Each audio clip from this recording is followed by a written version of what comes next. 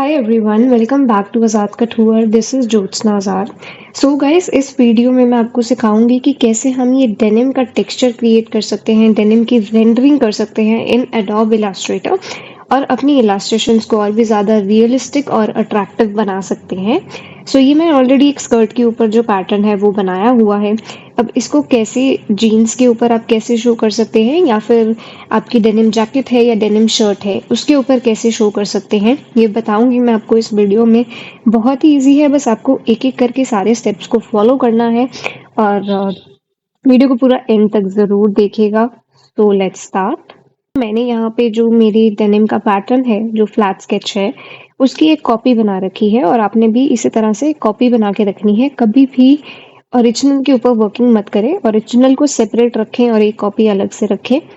सो एक स्टेप जो आपका है, एक तरीका डेनिम की रेंडरिंग करने का, वो तो ये हो गया कि आप अपना फ्लैट स्केच बनाएं और उसमें कलर को फिल करते हैं। सो एक तरीका तो ये हो गया, लेकिन इससे क्या होता है कि आपका जो डेनिम का टेक्सचर है इस तरह का नहीं क्रिएट होगा और आपकी जो इलास्ट्रेशन है बहुत बेसिक लगेगी। सो अगर आपको प्रॉपर डेनिम का टेक्सचर शो करना है तो वो कैसे शो कर सकते हैं ये बताऊंगी मैं आपको इस वीडियो में। बहुत ही इजी है। सो सबसे पहले तो हमें जो चाहिए है वो है सिर्फ हमारी गारमेंट की सिलुएट। सो जो बाकी की चीजें हैं उसको हम हाइड कर देंगे।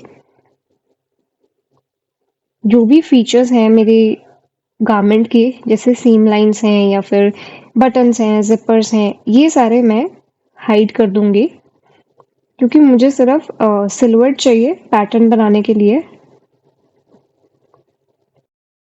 सो ये मैंने सारी लाइंस को हाइड कर लिया है और सिर्फ जो गारमेंट की सिलुएट है वो रखी है। सो अब हमें इसमें बेस कलर ऐड करना है। सो बेस के लिए मैं यहाँ पे डार्क ब्लू यूज कर रही हूँ। आप अपने गारमेंट के अकॉर्डिंग कोई भी कलर ऐड कर सकते हैं। सो मैंने यहाँ पे डार्क ब्लू कलर लिया है। अब इसमें हमें एक बेस टेक्सचर भी ऐड करना है। सो बेस टेक्सचर के लिए हमें क्या करना है कि जो हमारा बेस टेक्सचर है उसके लिए हम गारमेंट को सिलेक्ट कर लेंगे कलर फिल करने के बाद। अब आपको जाना है इफेक्ट में जाना है टेक्सचर। टेक्सचर में से हम सिलेक्ट करेंगे ग्रेन।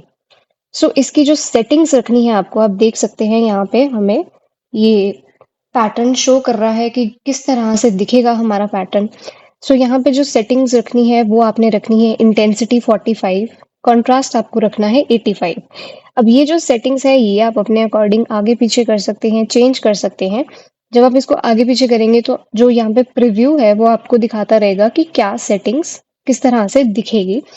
सो मैंने ये थोड़ा सा एक्सपेरिमेंट करके ये सेट कर रखी है।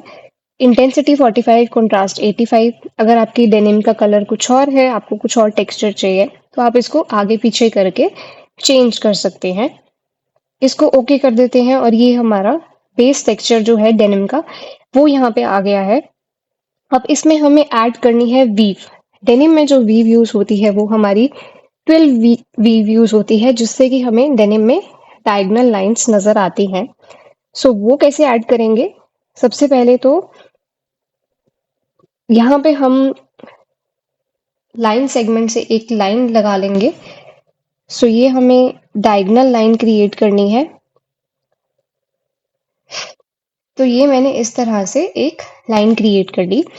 इसका जो कलर है वो हम रखेंगे वाइट और इसका जो पॉइंट है वो आप थोड़ा सा कम कर सकते हैं, 0.5 या 0.75 के बीच में रख सकते हैं।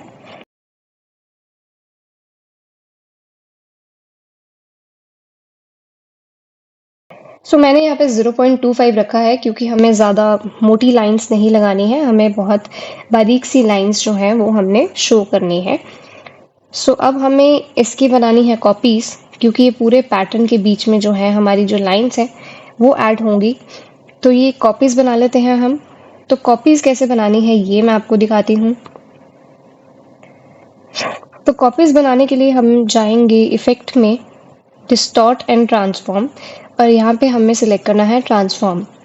अब यहाँ पे वर्टिकल में अगर हम लिखते हैं 1 पॉइंट और यहाँ पे मैं इसकी कॉपीज लिख देती हूँ कि मुझे कितनी कॉपीज चाहिए। तो मैं यहाँ पे 120 कॉपी बना रही हूँ और इसको मैं कर रही हूँ ओके। तो ये जो हमारा डिस्टेंस है 2 लाइन्स के बीच में, ये बहुत ही कम आया है, तो हमें इसको चेंज करना पड़ेगा। और ये थोड़ी बहुत चीज़ें जो हैं एक्सपेरिमेंट करके ही पता लगती हैं कि किस तरह से जो हमारा इफ़ेक्ट है वो दिखेगा। तो यहाँ पे 1 पॉइंट रखा था तो 2 लाइन्स के बीच में डिस्टेंस बहुत कम था। तो मैंने इस बार 2 पॉइंट कर दिया है और कॉपीज़ तो हमें चाहिए बहुत ज़्यादा। और ये आप देख सकते हो, ये जो ब्लू लाइन आई है ये हमें डिस्टेंस दिखा रही है कि 2 लाइन्स के बीच में डिस्टेंस कितना रहेगा। तो इसको हम एक बार 3 पॉइंट पे सेट करके देखते हैं।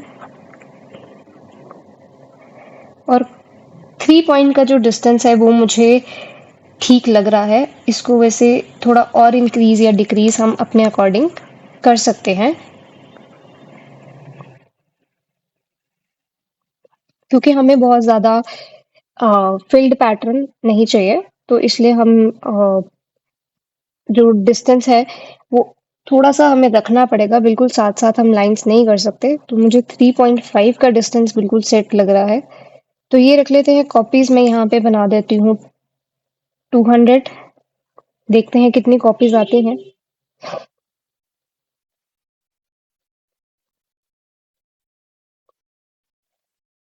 तो ये हमारी यहाँ पे सारी कॉपीज़ आ गई हैं। और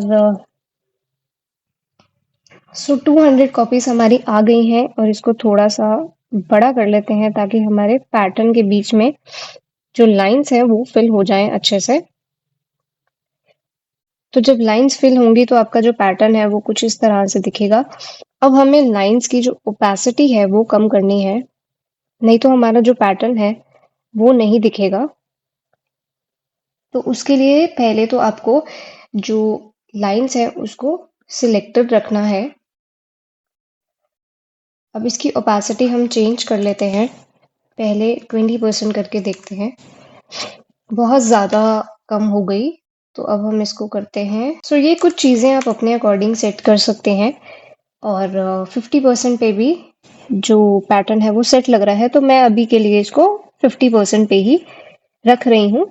बाद में अगर नीड पड़ी तो हम इसको कम या ज़्यादा कर सकते हैं।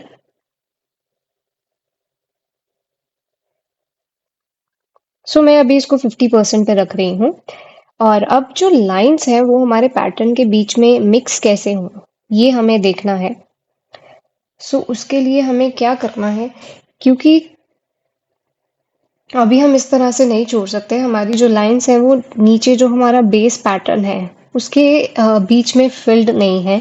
बट इन लाइन्स को बेस पैटर्न के बीच में कैसे फिल कर सकते हैं, ये देखते हैं हम। सो आपकी जो लाइन्स फिल होंगी, क्योंकि हमारे 2 पीसेस हैं डेनिम के, एक लेफ्ट लेग है और एक राइट लेग है, तो जो लाइन्स फिल होंगी वो भी दोनों में सेपरेटली होंगी। तो इसके लिए हमें हमारे जो लाइन्स हैं इसकी 2 कॉपीज़ चाहिए होंगी। सो ये मेरे लाइन्स की एक कॉपी मैंने यहाँ रख ली है, एक कॉपी मेरी ऑलरेडी यहाँ पे है। सो अब हमें जो हमारे लेफ्ट लेग है उसकी एक कॉपी बनानी होगी, तो इसकी एक कॉपी बना लेते हैं एक। सो क्योंकि हमारे लेफ्ट लेग और राइट लेग अलग-अलग हैं तो हम अलग-अलग ही इसमें पैटर्न फिल करेंगे। सो सबसे पहले लेफ्ट लेग की एक कॉपी बना लेते हैं और इसको हमें इसके ऊपर रख देना है। बिल्कुल सेम जगह पे रखना है, इधर-उधर नहीं करना। अब हमारा जो लेफ्ट लेग का पैटर्न है वो ऑलरेडी सिलेक्टेड है। एक हमें सिलेक्ट करनी है हमारी लाइन्स। सो ये शिफ्ट प्रेस करके मैंने दोनों चीज़ें सिलेक्ट कर ली। अब हम यहाँ पे राइट क्लिक कर देंगे और मेक क्लिपिंग मास्क कर देंगे। तो जो हमारी लाइन्स हैं वो हमारे पैटर्न के बीच में फिल हो गई। और इसको अब हम कहीं से भी मूव कर सकते हैं, बट उसके लिए पहले हमें ग्रुपिंग करनी पड़ेगी। सो नेक्स्ट हम राइट साइड पे भी ये सेम स्टेप कर लेते हैं। सो राइट साइड के लिए भी सबसे पहले तो आपकी जो लाइन्स हैं उनको आपको लेफ्ट लेग वाली लाइन्स के साथ अच्छे से मिला लेना है ताकि हमारी लाइन्स इधर-उधर ना हो। तो ये हम सेट कर लेते हैं। अब बिल्कुल सेट है। अब मैं सबसे पहले जो मेरी राइट लेग है इसको मैंने सिलेक्ट कर लिया है और इसकी कॉपी बना ली है मैंने। अब इसको भी मैं सेम उसी जगह पर सेट कर दूंगी।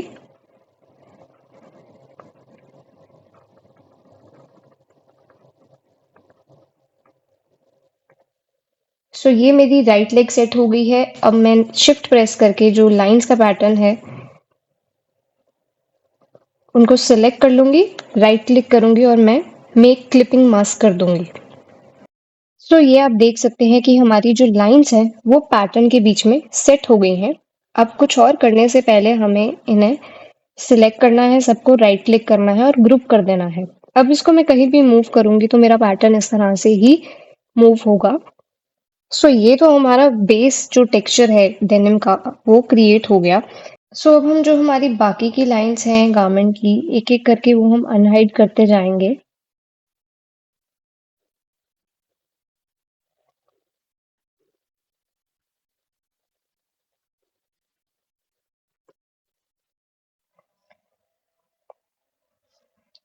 सो गाइस मैंने यहाँ से सारा कुछ अनहाइड कर दिया है और इसमें से कुछ हमें दिख रहा है, कुछ हमें नहीं दिख रहा है।